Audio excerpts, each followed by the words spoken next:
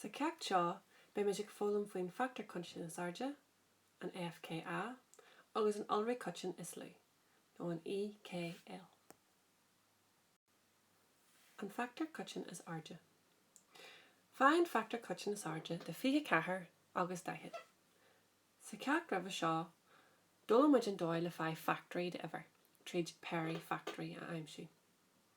Mar sin na factory 24 ná, 1 fa 24, 2 fa 2, 3 fa 8, 4 fa 6, níl cúig in a factor, agus 6 fa 4. Agus feicim muid gháil an péra céarna 6 agus 4 agin faoi gá, mar sin de stopam muid sin sin. Scríbhí muid amach a form lista, 1, 2, 3, 4, 6, 8, 2, agus 24.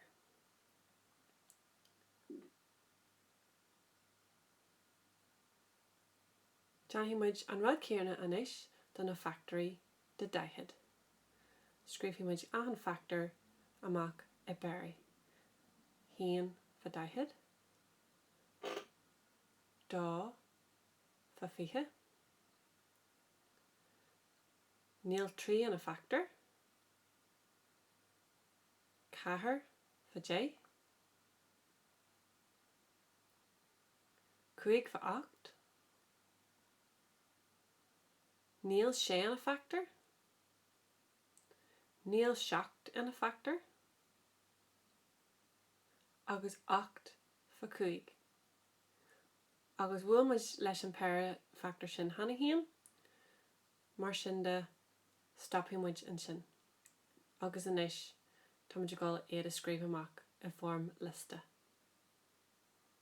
Scríbhí muid 1, 2, 4, 5, 8, 10,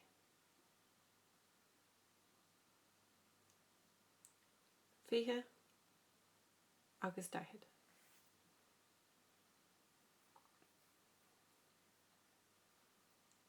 Anois tá lista agin de na factory ag 24 agus na factory ag 10. Bhfuil muid is an ceacht roimhe faoi factor le factory coitinne. Sin na ceanna tá ar na gá lista. Feicim muid gháil 1 ar na gá lista, 2 agus 4. Is agus 8 go leis go.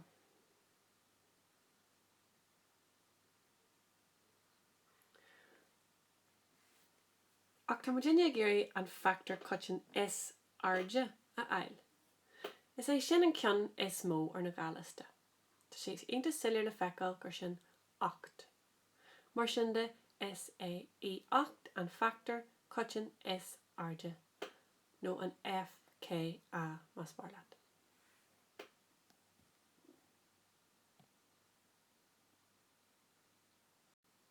An ulraí coitin is slú. Fá an ulraí coitin is slú de 2 agus a 5. Bhfuil muid leis na hulraithe sa céad ceacht. Scríbhí muid amach na hulraithe 2. Is an sin na tablaí de 2. Ní heaglann éadal le a scríbh amach, mar sin de deannaigh muid rint acu go dtí pointe.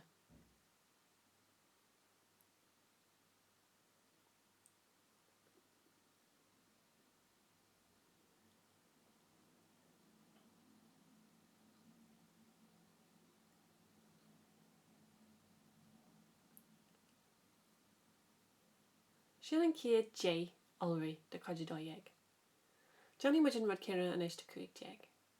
So seo na hulraithe de 5. So na tablaí 5. A gáil suas a 5 ahanar.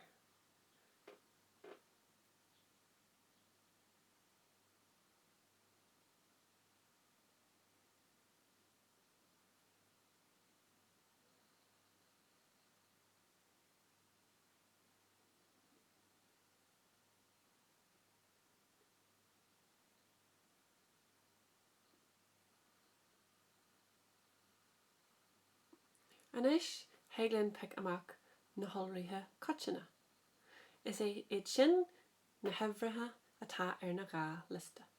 Tá seasca na gá lista, mar agamid.